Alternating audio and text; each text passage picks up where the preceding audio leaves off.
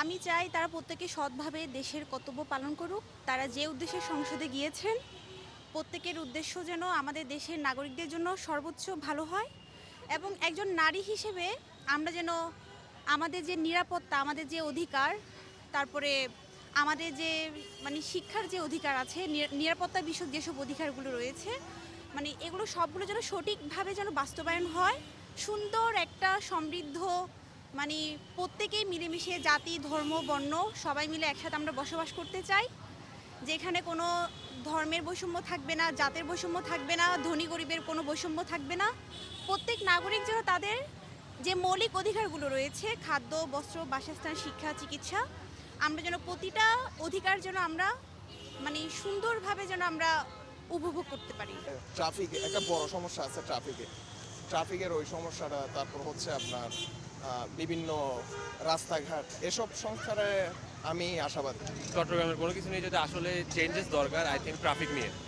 আমাদের ওয়াসা and GC মোড় traffic তো সবাই জানে, 2 নম্বরের ট্রাফিক, অ্যান্ড রিসেন্টলি এটাই খুব ভোগান্তিতে ফেলাচ্ছে সবাইকে।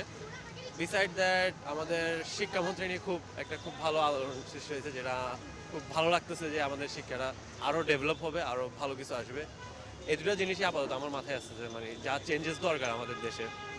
অ্যান্ড এগুলো ছাড়া যদি কিছু বলি তাহলে জনগণের সুরক্ষা, যেটা নিশ্চয়ই করাটা খুবই দরকার আমার মতে। দীর্ঘদিন তো আসলে স্বৈরাচারের শাসনের দিন গেছে, সেই দিক থেকে আমরা মুক্তি পেয়েছি। এই মুক্তি পাওয়াটা যারা উইনার হয়েছে তাদের জন্য আমাদের বড় চাওয়া হয়েছে থেকে যে বর্তমান আইন শৃঙ্খলাটাকে যেন সুন্দরভাবে পরিচালনা করা, যেন দুর্নীতি, চাঁদাবাজি এগুলো থেকে যেন মুক্তি হওয়া, দ্রব্যমূল্য দামগুলো যেন সঠিকভাবে নিয়ন্ত্রণে থাকে, সেটা আমাদের কাছে বড় চাওয়া। কারণ এটা ক্ষেত্রে কারণ আগেও আমরা অনেক সমস্যার সম্মুখীন হচ্ছি, যে যেমন দ্রব্যমূল্যের দাম স্থিতিশীলভাবে, যেমন বিভিন্ন রকমের গ্যাসের সংকট, বিভিন্ন সংকটে আমরা সম্মুখীন হয়েছি। তো আমরা আসলে আশা করব ওনাদের কাছ থেকে যে জুলাই 24শে জুলাই যে যোদ্ধার যে ধারণকৃত, সেটা যেন লালন করে সঠিকভাবে, তাহলে আমরা ওখান থেকে স্বস্তি পাবো।